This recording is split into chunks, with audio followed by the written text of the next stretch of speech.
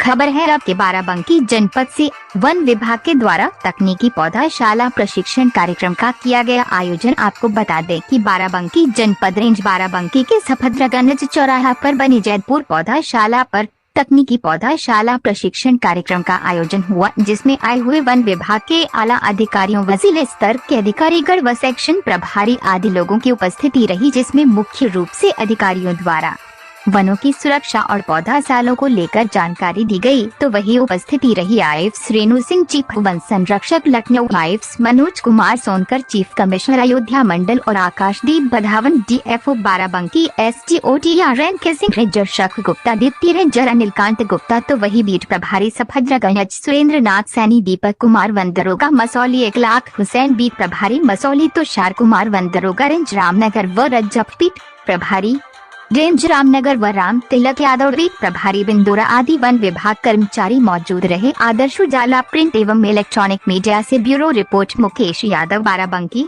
उसमें काफ़ी डिटेल में चर्चा हुई है, जिसमें आप ही लोगों ने सही इनपुट दिया है कि क्या कमियां हैं नर्सरी में, और ये आम तौर पे हर नर्सरी में यही कमियां पाई जाती हैं। और अगर हम इससे सीख लें तो हमारी नर्सरी उच्च कोटि की नर्सरी बन जाएगी।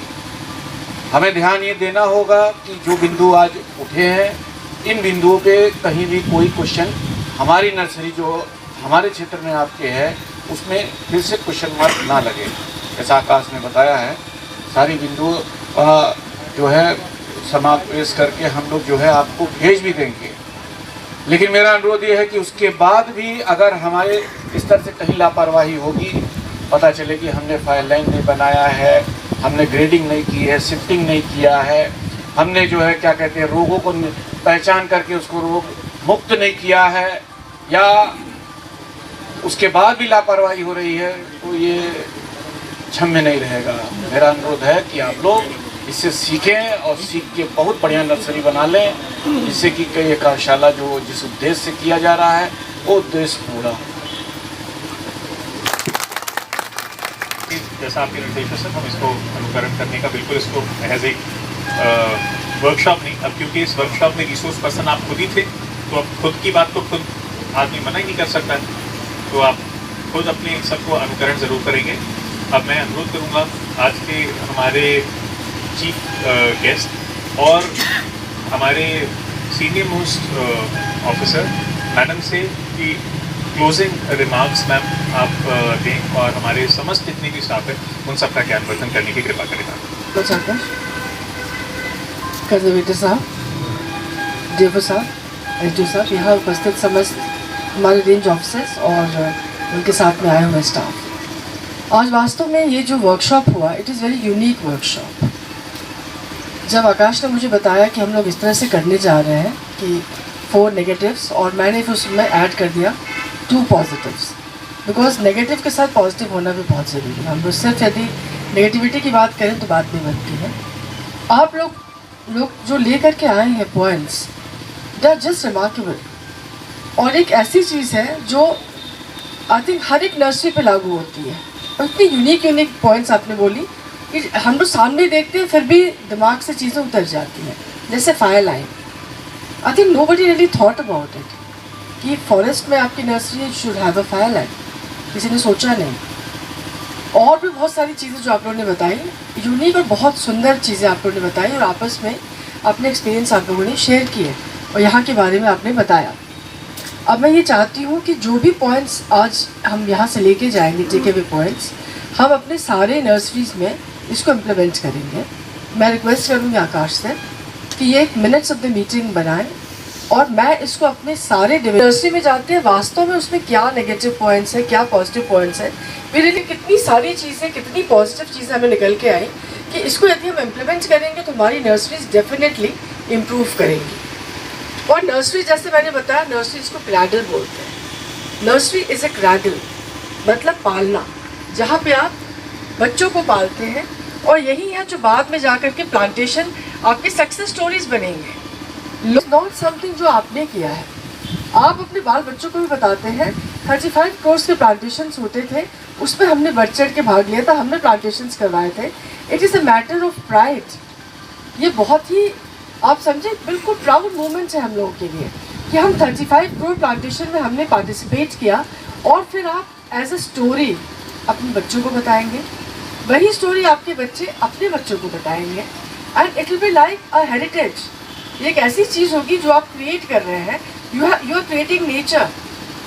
तो जब नेचर आप क्रिएट कर रहे हैं, जो भी कुछ आप करें, आपको ये देखना है कि जो क्रिएशन हो वो अल्टीमेट क्रिएशन हो। ये तो मैं कह रही हूँ कि ये तो सिर्फ आप ही कर सकते हैं, नोबडी एल्स।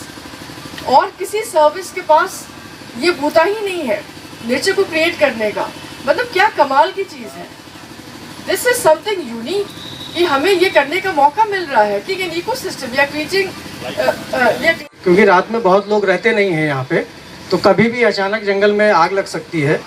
दूसरी चीज़ ये है कि अनवांटेड बीट्स, हमारे जो प्रकीर्णन होता है बीजों का, अनायास जो घासें हमारे यहाँ नर्सरी में ज़्यादा हो जाती हैं, तो उसका भी दुष्प्रभाव रहता है। इसलिए एक सुझाव ये है कि नर्सरी के किनारे कम से कम 5 मीटर का फायर लाइन होनी चाहिए, क्योंकि ये वन ब्लॉक है हमारा जो है, तो फायर लाइन से जंगल भी हमारा सुरक्षित रहेगा और नर्सरी भी सुरक्षित रहेगी। और दूसरा ये है सर कि प्लाट में जो है सर मिट्टी अब तक भर जानी चाहिए थी। काफ़ी प्लाट हमारा खाली है और लगता है, ज़मीन देख के ही लगता है कि यहाँ पे पानी का भराव, जल भराव बरसात में होता है।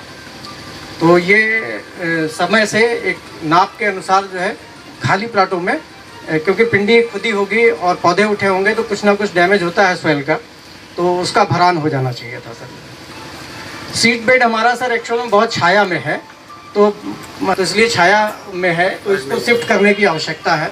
थोड़ा सा इस पर लाइट पड़नी चाहिए, जिससे कि रोग भी थोड़ा सा कम आएगा। सनलाइट पड़ेगी तो जाहिर सी बात है कुछ उस पर रोग जो है, रोग का प्रभाव, दुष्प्रभाव कम रहेगा सर। तो हमारे जो ग्रोथ है किनारे के प्लाटों के, करीब हमारे 50 प्लाट करीब लगभग इस नर्सरी के हमारे 40 से 30 पर है, तो कभी 20% लगभग हमारे प्लाट जो है एकदम ही छाया में है, क्योंकि बाउंड्री किनारे भी हमारे बहुत ज़्यादा बड़े पेड़ हैं और ज़्यादा बड़े हैं सर। तो उसमें जो हमारा पौधे हैं उसकी ग्रोथ में सर काफ़ी डिफरेंस है बीच के प्लाटों से, उसमें जो है। तो यही सर कमियां हैं। अच्छाई में सर ये है कि वर्मी कंपोस्ट हमारा एकदम रेडी है, रेडी टू यूज़ है, क्योंकि हमें नवंबर दिसंबर में पौधे थैला भरना है, तो वो अच्छाई है। पिंडी पॉट में तो हमारी बीज यूज की गई है सर, अच्छी है, क्योंकि जो शीशम के हमारे प्लांट्स हैं वो एकदम सीधे स्ट्रेट बोल है उनका जो है, ये अच्छाई है सर उसमें। इस पे